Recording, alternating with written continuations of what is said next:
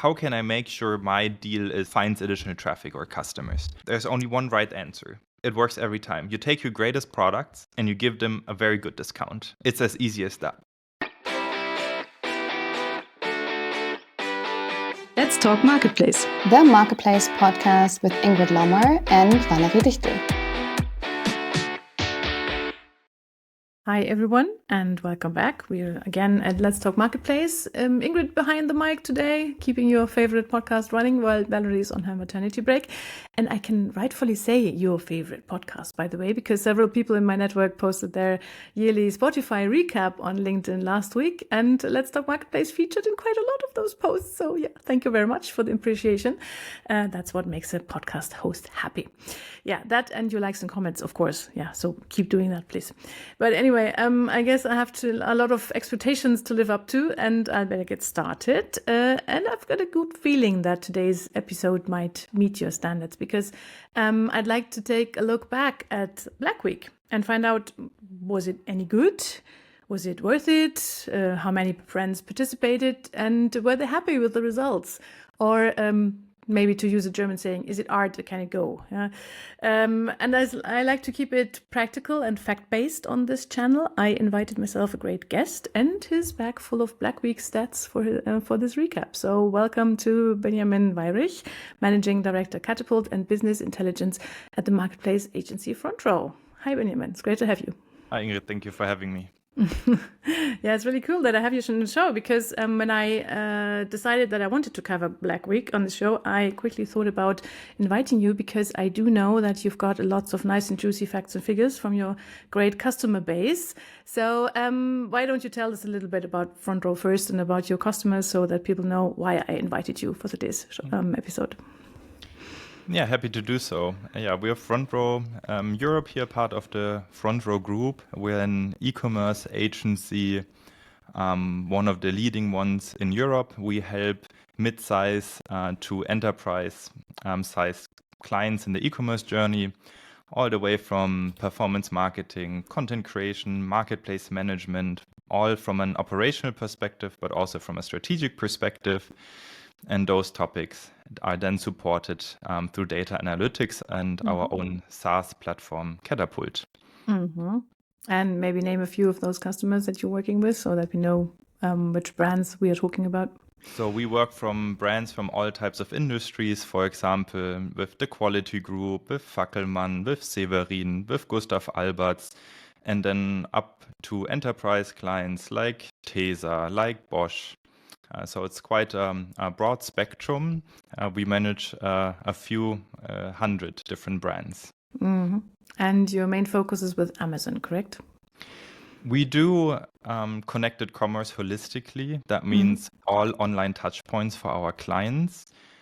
We have to say, though, that Amazon, even though we're not only doing Amazon, is our most important business. And why? Because it's the most important business for our clients. Yeah, absolutely. So we will be talking a lot about Black Week on Amazon on this episode, but also touch upon the other channels as well a little bit. But before we go into this, maybe a bit about you. So who are you personally, Benjamin? What is your USP in the marketplace world? Yeah, like I said, I'm Benjamin. I've been with Front Row for 7 years. I'm one of the managing directors here. My specialty, I think, is connecting the dots between the different functions that brands need to manage well to be successful in e-commerce. So connecting the dots of how does, for example, content impact CPCs in the performance marketing side. From the performance marketing, how is it correlating to retail factors such as conversion rate optimization, stock availability, and so on. My, of course, big focus is on everything data and analytics related. So I love facts and I love data. At the same time, I'm also sometimes a big fan of doing, gut feeling decisions. I think, data isn't always right just because, it's difficult to capture the world perfectly in data. So yeah, that's about me.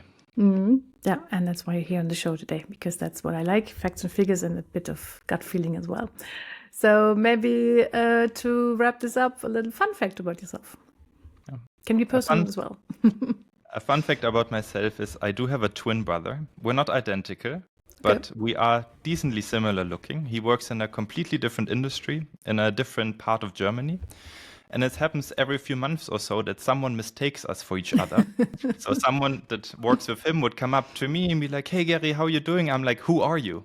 The same thing would happen, that the same thing happens to him. And it's always a little bit awkward in the beginning because that's not something I have on my mind when someone approaches me that they might confuse me for my twin brother. But it always ends up in a selfie, a good laugh, and a quick text message. That's nice. Well, then, greetings to your brother from this channel. He might not be listening to because he's in a very different branch, but still nice to hear about that. Right. Okay. Then I guess we're set. We know about Front Row. We know about you. And we can go into some Black Week figures after a very short advertising break in which I'd like to take a look at our partner, eBay.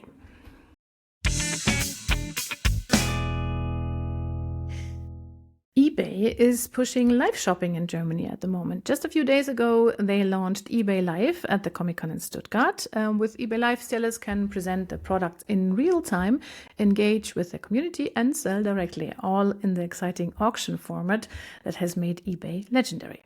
During live shows, sellers can offer both immediate purchases and auctions, making the selling experience even more flexible. The bid extension Soft Close ensures that bidders still have the chance to place a bid right before the end, without the stress of unfair time limits. And all of this is supported by eBay's buyer protection and transparent policies. eBay is opening up new opportunities for sellers to authentically and emotionally present their brand. Interactive live moments build trust, boost customer loyalty, and help you reach new audiences like Gen Z and millennials. So if you're curious to take part in this new video shopping experience, you can find more information on it in our blog post. We'll link it in the show notes.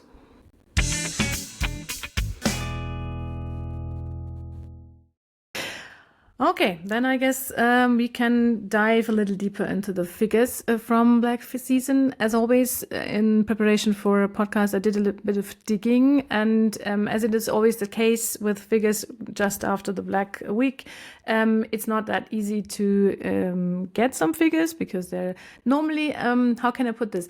Only companies that are happy with their figures will go out with a press release on it. And so you only get half of the story normally.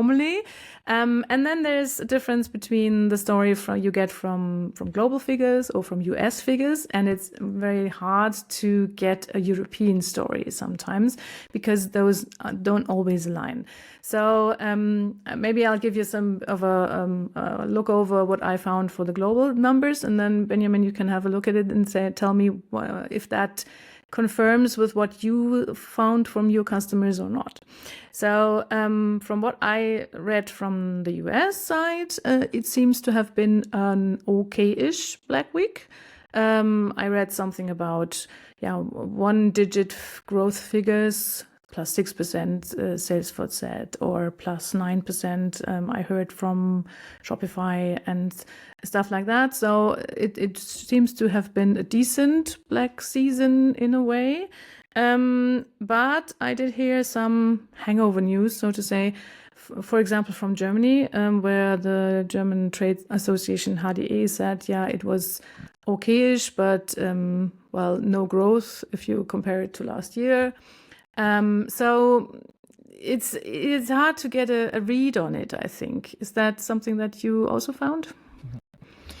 Yeah, we see similar things. So 50% of our business is in North America, the other 50% is in Europe. Mm-hmm. So what you just mentioned also kind of reflects our numbers. Overall, the event did perform better in North America compared to Europe.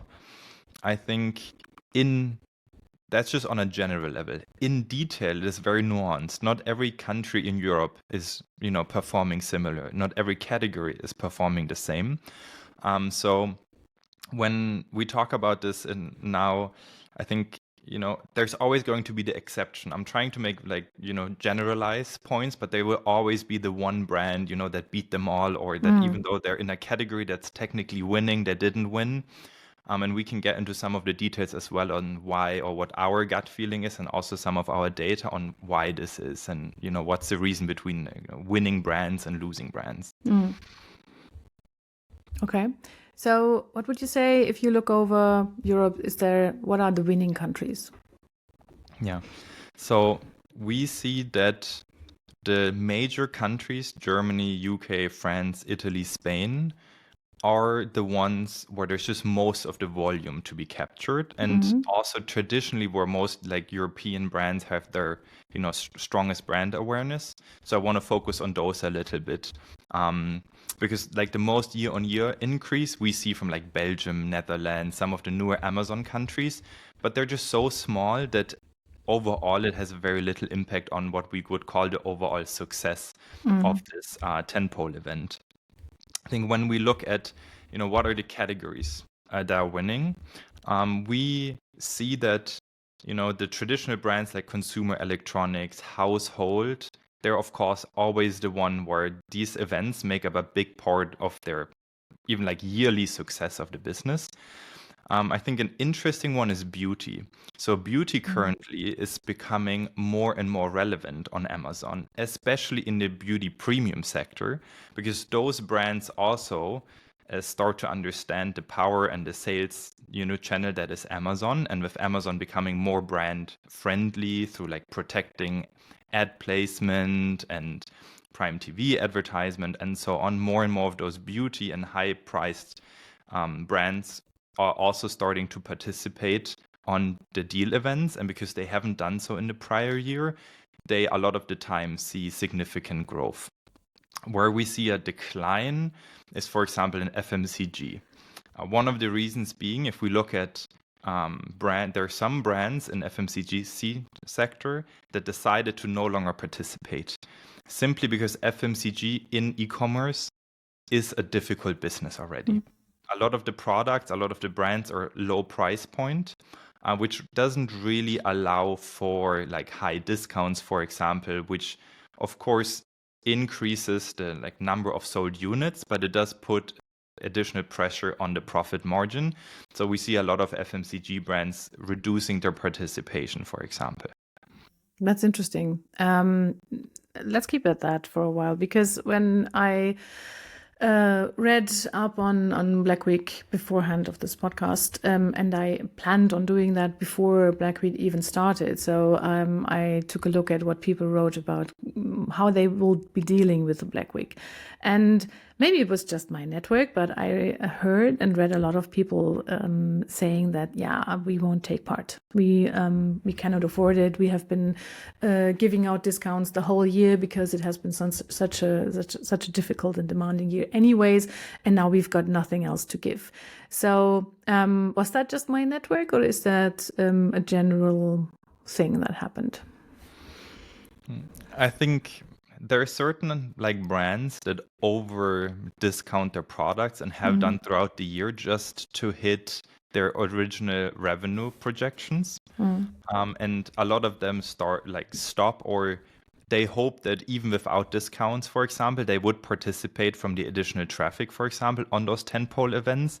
And this is a thing that we can clearly deny with data. We see with our data, every client that doesn't participate in deals will not see significant uplift. And again, there's going to be this one listener working for a brand where this was the case, but across hundreds of brands, this is really not the case. And I think if we think about back and going to gut feeling now instead of data, everyone is hunting for a deal. If I look at myself, I bought, I think, like 10 different things ranging from like 5 to maybe 50 euro in price point. One of those I bought that wasn't in a deal, and it was towels. It's like I didn't really care if it's 6 or 7 euro. But so generally speaking, those that don't participate won't see revenue uplift. Now that's an interesting point. Sorry, I have to interrupt you here, because this is one of the things that you always hear. Like, you will anyway participate, you will anyway profit from Black Friday and Cyber Monday. So you say that this is actually not the case, and it has not been for the last years. So where does that rumor come from? I think what happens is a brand will not participate, and then they see 10% more revenue, 20% more revenue on those days, which, yeah, you could argue saying you get more traffic. But if we look at the brands that participate, they don't see 20% more revenue. They see 10, 20 times more revenue compared to like an average selling day. So this is where I think a lot of the essentially confusion comes in. And I think it's a story some people just like to hear or like to say. It's controversial. You get a lot of reach if on social media say, we grew double digits on Prime Day without discounts. So I think that's really where it's coming from. Also, when we look at brands, I like to categorize them in like two groups. There is brands that have participated on these deal events many times before and have really mastered their game, right? They understood since many years how much revenue there is to make on those deal events, and they've really like perfected their game. Those are seeing not so much growth anymore because they're already getting most out of the deal events. On the other hand, when we start working with brands maybe that joined us just this year and they didn't have such professional setups before, they will have their most successful, Black Week of all times. And that's just because prior to it, they didn't really run professional setups. They didn't, maybe they just ran some initial discounts, but they didn't encompass it with like CRM activities or off Amazon marketing activities. So there's especially those brands that can still, win a lot, especially from just a year-on-year growth perspective. Interesting. So there was also a lot of talk, especially at the beginning of November, and there were some studies too that indicated that consumers themselves would be weary and suspicious of Black Friday, that they didn't trust the discounts anymore. And so they were not really planning to, go on the lookout for good deals and good offers. Was that noticeable at all? We do see it to some extent. So I think after every deal event, there's always, again, popular posts around like fake discounts here, fake discounts there. But I think the reality shows that still Black Friday, at least on year in Europe, must be around even or slightly in the plus, which means there's as many customers buying this year than they did last year. Yeah, from a year-on-year growth perspective, it's not so attractive anymore, but it's still the same amount of customers. I think more interestingly, when we compare Amazon-only deal events to deal events like Black Friday, Cyber Monday, we see that the Amazon-only events tend to suffer more currently. So Prime Day, for example, was not as successful for most brands, or they had higher expectations towards how well Prime Day would go. And I think at least from the brands we work with, this Prime Day that was a few months ago, they had this experience in their head going into Black Friday, Cyber Week, already going in with a negative expectation it's gonna not perform as well, but then it performed just as well as last year. So again, it just depends on what's your attitude going in. So we saw a lot of our brands just being super happy with the fact that it's year on year roughly the same or a little bit of growth there. Interesting. So if we go on defining success for Black Week, what KPIs would you normally use? Because you've been talking a lot about growth and turnover, but growth and turnover just is like one KPI, of course. I heard a lot about how you have to spend a lot more money and a lot more on your discounts, on your ad spend to make it work. So in the end, profits might be much lower than they were before, ? Or was that not the case? Yeah, that is the case. I'm gonna say something I say every single year after every single event. This is going to be the most profitable deal event of the future. Okay. Every single year, profitability gets worse. Yeah. Okay. You can look at this. It was true last year because last year was worse than the year before, and this year is worse than last year.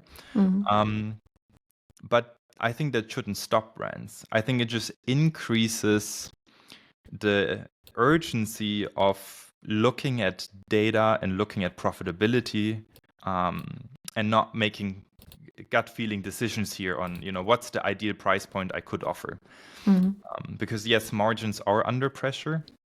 And when we look at the media side, for example, on some of the categories, the CPCs increase like 10% year on year.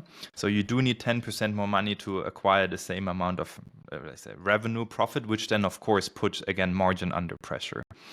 At the same time, I think, and this is where Amazon wins against some of the other channels, measuring your customer and the person that bought is becoming easier and easier, or there's going to be more transparency. For example, what Amazon has done with the Amazon Marketing Cloud, which I'll just describe in a few words because it tends to be more a marketing topic, is they essentially give manufacturers full access to their first-party data of their customers. So for the first time, manufacturers that never had access to anything even remotely close to customer lifetime value can now use the AMC to determine this customer that I just acquired. Maybe the initial purchase wasn't profitable, but they're a new customer. Previously, they bought different brands, and they're gonna buy like 2 more times within the year. So, and then they can also compare this more towards like D2C channels, right? Because in a D2C channel, you typically make the argument, I have high customer lifetime value, on Amazon, I don't. And we see this switch the conversation. A lot of times what brands now find is that the customers they have on Amazon actually provide very high customer lifetime value. And if we specifically look at customers now purchasing during deal events, one of the interesting things we find, or one of the concerns that some of the brands have, is saying, oh, they will only purchase during deal events, that like the cheap customers, I don't really want them. And this turns out to be somewhat true, somewhat not. So what an interesting analysis we did with comparing this year's Black Friday to last year and the prior year is that we do see that the customers that are acquired through tentpole events tend to repurchase again during tentpole events. So it is true that those customers, the new ones you're acquiring, are deal hunters. At the same time, we also see, because they regularly buy during tentpole events, you just have more orders per customer, which at the same time increases customer lifetime value. So, and for example, this is an analysis that's only possible as of recently, and it helps a lot of brands find profitability, because instead of looking at the initial purchase and the profit margin of a single product, they can now look at the profit margin essentially of their customer along multiple years of their journey on Amazon. Okay, so to make that a bit more graspable, we would have a deal hunter customer who would maybe, for example, discover a brand in 1 year and maybe buy a hoodie, and next year he goes to the same brand and says, oh, I remember that was a nice hoodie, I buy that one, and their jeans as well. Is that something that happens? Exactly. So when we look at customers and we look at did they buy your brand for the first time, or was it a repeat purchase, therefore not being a new to brand customer?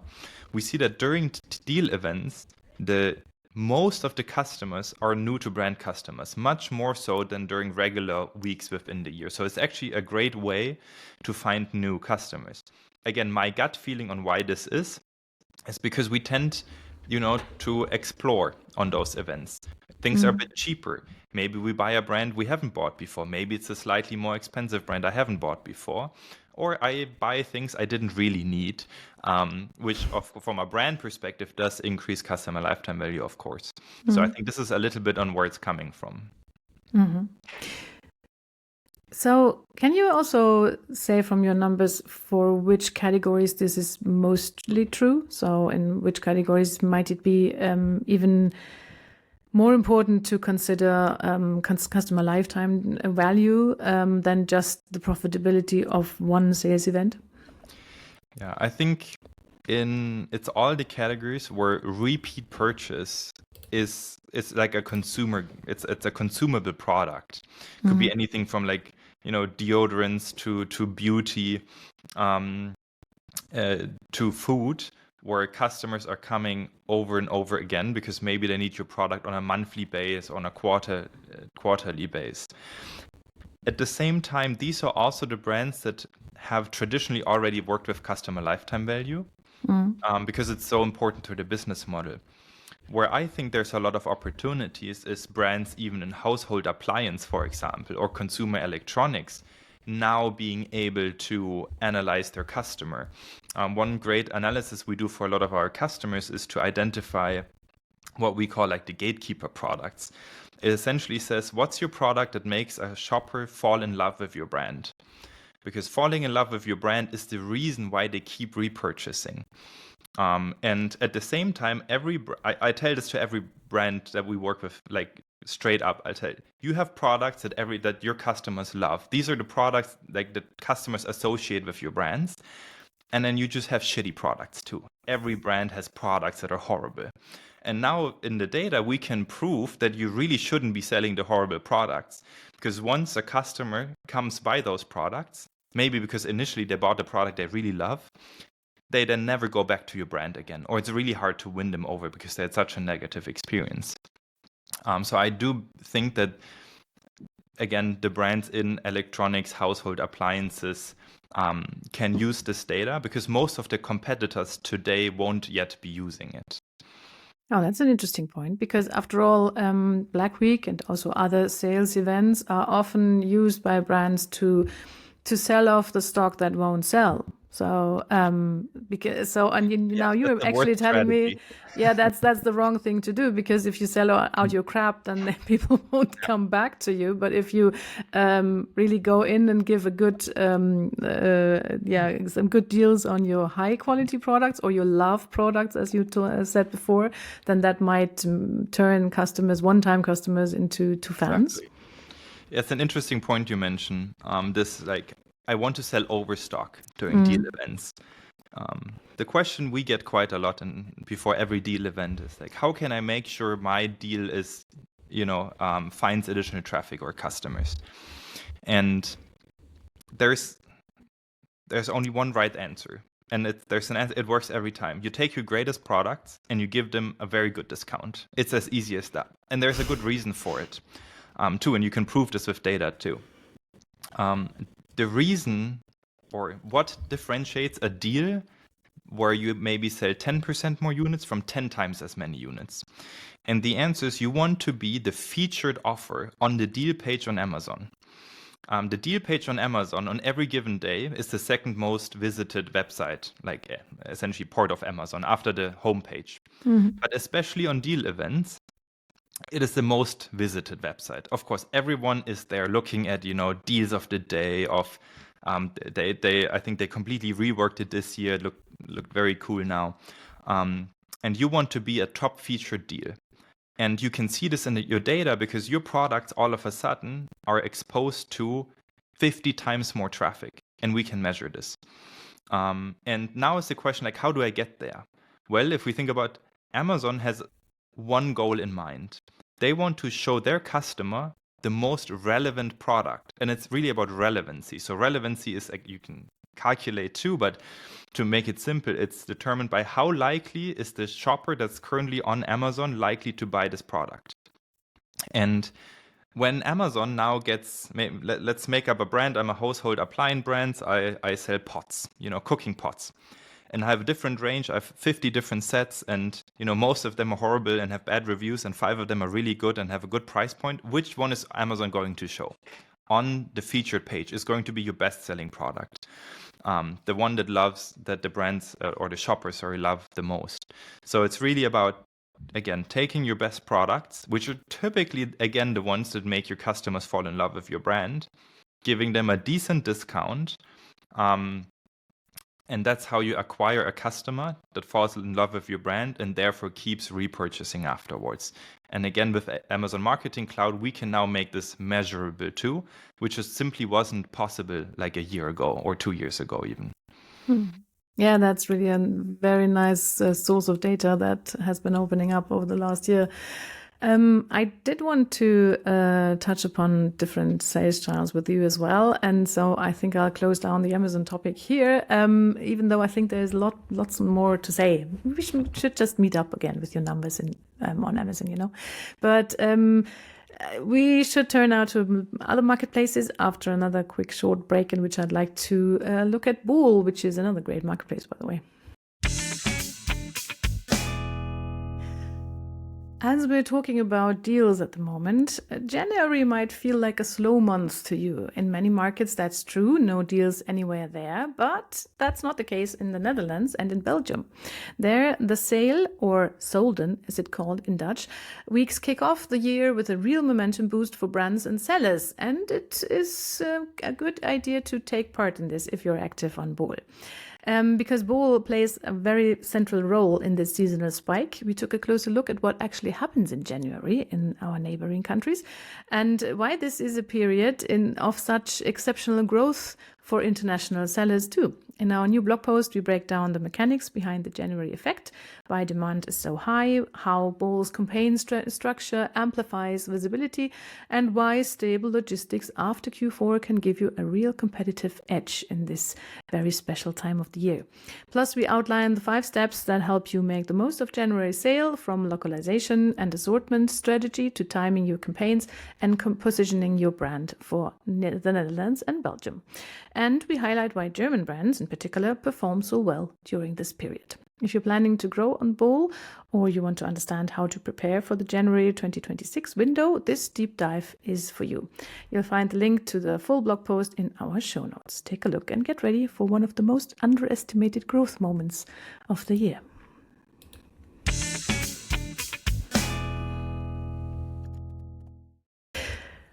Okay, so as I said, let's look at the other marketplaces and the other platforms, because there's lots more sales channels in Black Week and also involved in Black Week aside from Amazon. What are your insights there? What platforms could you look at? How did your customers do there? Was it even relevant? Yes, so other platforms of Amazon are interesting because there is a lot less competition on them. So they're interesting not because there's a lot of revenue to gain. It is because Amazon tends to win more and more market share.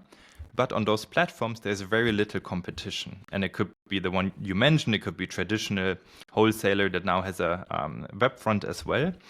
And the lack of competition is especially coming from like the lack of Asian brand markets, which are now pulling more and more into Europe, for example, and making life also difficult on Amazon. So what we see is that those other players can be very profitable for brands. So it is definitely worth not ignoring them and actively participating. At the same time, because the traffic tends to be very limited compared to maybe what they're used to, because most of these other marketplaces only exist in one country or maybe 2. And even then they have a small segment which they're like known for. So there's not so much total upside to be gained. At the same time, something we noticed with a lot of our brands that we work with is about like last year, many brands still had the focus on, after Amazon, I want to capture more and more other marketplaces and retailers.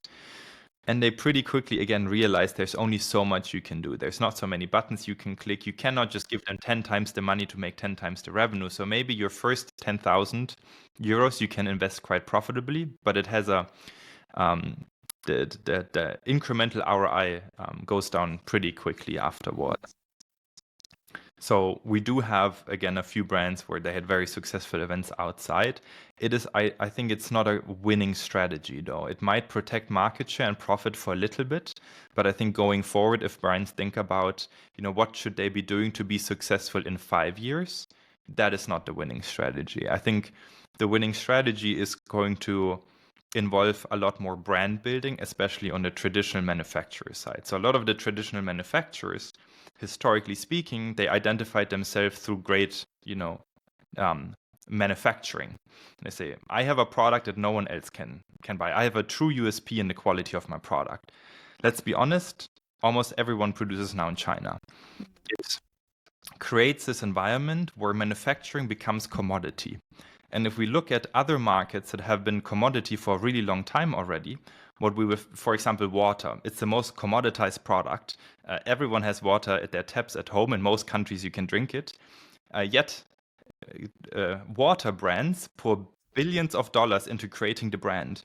And it's very simple. The more commoditized a product is, the more you need to invest into brand because if your product had a true USP, you wouldn't have to do it anymore. And now this is happening to a lot of industries where this was previously not the case.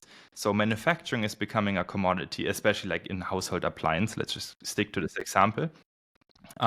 So what we find is that the manufacturers that realize it's no longer about manufacturing, it's about creating a brand, are the ones that are winning, because on all of those marketplaces, the number of generic searches is decreasing. More and more shoppers are starting their search with a brand in mind already.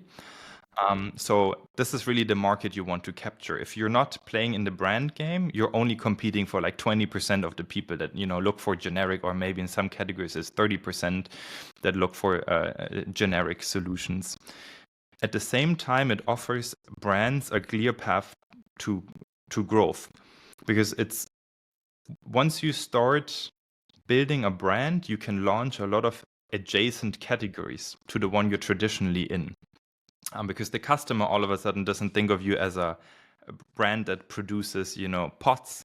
They start associating you with, like all types of emotional things you load the brand with, which allows you then go from pots into the next thing that's close to it in the kitchen, for example. So one of the strategy we see working really well for a lot of the brands is essentially, realizing they're not a manufacturer anymore, they're a brand, and acting as a brand, which, for example, includes launching a lot of new categories, which there's growth there just by entering new categories. Interesting. I have to look a bit at the time, but I wanted to raise one question that we haven't talked about before, but it just came up to me when I did my research for today's episode, and I found a study saying that by Fox Intelligence, I think, that reported some 800 plus increase in traffic during Black Week, driven by AI recommendations. And I find that one interesting because at the moment, at least, if I'm not mistaken, Amazon is shutting out AI agents. So it's not possible to use ChatGPT, whatever, to really go through the Amazon listings. So is that something that you think might change in the future, or might affect how Amazon is working? I do believe it will have an impact, but not for different reasons. So when we look at these year-on-year numbers, like 800%, the math piece of my head says, well, the base is very low. Yes, 800% means nothing if your base is one person. And if we look at Rufus last year on Amazon, for example, it didn't exist yet. And ChatGPT, yes, it did exist at the time, but no one was really using it for shopping because it just launched like the online research feature. So in my mind, 800% increase from nothing is very little. I would have expected like 10,000% increase just because the base is so low. And again, I think to the point that you mentioned in the beginning, all of these AI companies want to make it look very positive at the moment. So they will always overinflate. These numbers will never be lowballed. I think the only company that's lowballing their AI numbers is Google. Yes, I think so, yeah. So I think if we look at ChatGPT, for example, it's still very early adopter. I think there is value in, spending time on understanding how it works and how you could make sure your products are Rufus optimized or, Gen AI optimized to some extent. I think those that do will also realize pretty quickly that it's not that different from traditional SEO, so you don't have to reinvent the entire wheel. There are some things you might want to change in the content, but you don't have to reinvent the entire wheel. That's a very good point, yeah. Maybe as a wrap-up question, because you said before that each deal event that just happened has been the most profitable deal event forever. So everything that comes later on will be less profitable. So how long can we do this? I mean, where are sales events going with this constant decline in profitability? That is a good question. I can't predict the exact year this will happen in, but I think there's going to be brands will have to become smarter, because I think the importance of deal events from a shopper perspective are just increasing. For brands, it's again going to become more and more difficult to maintain margin. So they will just have to become smarter. And we see some brands that went into this year with a much smarter profitability strategy. Maybe compared to previous year, they only achieved 90% of the revenue from last year, which is still up a lot, but their profitability was like 30% better than last year. So I think this is important. It's something every brand essentially has to figure out for themselves. But it's difficult to predict. I have the fear that it will never stop. As long as there are shoppers, there will be brands offering discounts. Well, there have been. I think when the first store opened somewhere, some half year later, we had the first sale event. I would like to share one last number, I think, Yes. that every brand should take away. And that's around this increasing length of deal events. So Black Friday, Black Week, Cyber Monday, forgot the exact number. It's like 10, 11, 12 days now, depending on, what days you count into the deal event. And a lot of brands, there's two types of brands. There's the one that say you should do everything in the beginning. You want to be 1 week ahead of Black Friday with your deals. And then there's others that say, I run my deals on Black Friday or on Cyber Monday. And with this year, we have pretty clear data on this too. And it's like this. The deal event revenue per day is like a U shape. You have most of the revenue in the beginning and then most of the revenue in the end. The difference is, though, that at the end, so Black Friday, Cyber Week, Cyber Monday, it's much lower than the initial day. So what we found is that most of the brands that had an amazing Black Week, they participated with their deals straight from the beginning. We had some brands, noticeably large, that made 70% of their entire revenue on the first day. Because again, if you think about it, a lot of the products are commoditized now. You're buying if you see the product you want on the first day, you're buying it on the first day. And then all of the deals that came later are lost, no matter how good the deal is, because the shopper already purchased the product. So for those brands that are thinking about, should I participate in the full length? Should I only stick to the last days? Clear recommendation. Participate in the first days of the deal event. This is where most of the revenue these days is made. Well, that's an interesting figure, especially if we consider how the deal length, as you said before, has been increasing and increasing over the last years. And I think we are not far away from Black Month, basically. So not just from Black Week. So let's see where you can place your deals next year. But anyway, for this time, thank you very much for your insights and your thoughts and your great figures, Benjamin. It was a pleasure having you. Thank you for having me. Right. I hope you also took away a lot of interesting information for the next deal event to come. And next week, you can listen to the final episode of Let's Talk Marketplace for this year at least. And it's also the final episode for a few months in which you can listen to Valerie, because her and me, we pre-recorded our own recap of 2025 just before she went to maternity leave, and we covered the full and exciting Marketplace year, and we really revealed some figures about the year we had at Marketplace Universe, and also turned to a very personal recap of two female co-founders and how they deal with major changes such as a pregnancy, basically. So lots to unpack, and make sure to tune in again on next Thursday. And for today, thank you for joining us. Bye-bye. You listen to Let's Talk Marketplace, the Marketplace podcast with Ingrid Lommer and Valerie Dichtel.